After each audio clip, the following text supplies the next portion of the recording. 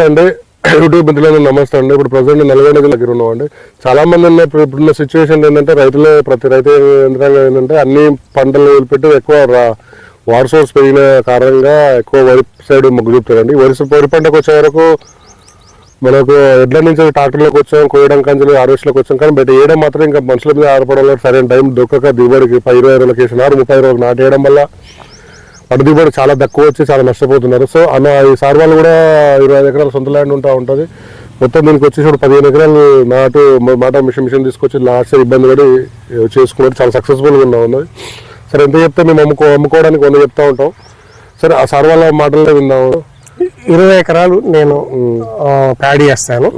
20 ఎకరాలలో నేను 15 ఎకరాలు మాత్రం మిషన్ తో నాటేసాను. ఎంత వచ్చింది సార్ 15 ఎకరాలకు నాటు మొత్తం ఖర్చు? 15 ఎకరాలకు ఎకరానికి ఒక 2000 రూపాయల చొప్పున వస్తుంది ఖర్చు మిషన్ కు. అంటే 2 లీటర్ల పెట్రోల్, 2 లీటర్ల పెట్రోల్, రోజుకు ఒక 1000 రూపాయలు నాటేసే మనిషికి, అంటే మిషన్ నడిపే మనిషికి, నారు మోసే మనిషికి ఒక 1000 రూపాయలు, అవన్నీ ఖర్చులు నారు పోసేయటం ఇవన్నీ లెక్కేసుకుంటే ఎకరానికి ఒక 2000 రూపాయలు 2000 వస్తూ ఉండదు ఖర్చు వస్తుంది. సార్ దాంతో పోల్చుకుంటే ఎంత ఖర్చు మిగిలింది సార్? మొత్తం 15 ఎకరాల అప్పుడు ఎంత ఖర్చు వచ్చేది, ఇప్పుడు ఎంత మొత్తం ఓవరాల్ ఎంత?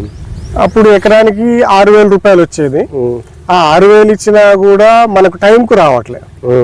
టైంకు రాకపోవటము, నారు ముదిరిపోవటము, ఇవాళ చుట్టూ తిరగటము, ఇవాళ రావటం, మళ్ళీ రేపు రాకపోవటం, ఇట్లా నాటేయటం అనేది ఒక పెద్ద టాస్క్, పెద్ద ఇబ్బందితో కూడుకున్న పరిస్థితి అనేది అనిపించింది.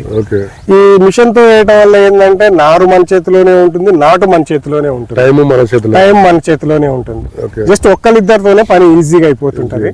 కాబట్టి మనం ఎప్పుడంటే అప్పుడు నాటేసుకోవడానికి మాత్రం అనుకూలంగా ఉంటుంది. రోజుకి ఎన్ని ఎకరాల వరకు వేసారు సార్ మీరు? మేమైతే ఆడుతూ పాడుతూ సింపుల్ గా 2 ఎకరాలు వేసాం. సీరియస్ గా మార్నింగ్ నుంచి ఈవినింగ్ వరకు మంచిగా చేసుకుంటే మాత్రం 3-3.5 ఎకరాల వరకు కూడా వేయచ్చు.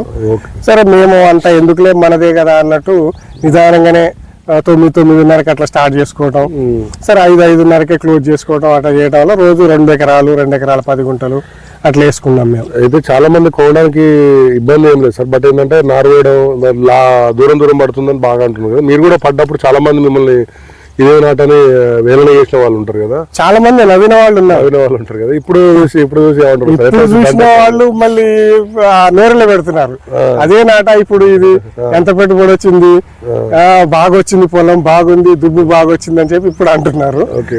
నాటేసినప్పుడు మాత్రం ఒక 15-20 రోజులు మాత్రం ఎందుకు వేయించినావు, ఇట్లా అయిపోయింది, ఇది ఊకే చేతి ఆత వేస్తే బాగుండు కదా, ఊకే అలుకుడు చల్లితే బాగుండు కదా అన్నట్టు అన్నోళ్ళు ఉన్నారు.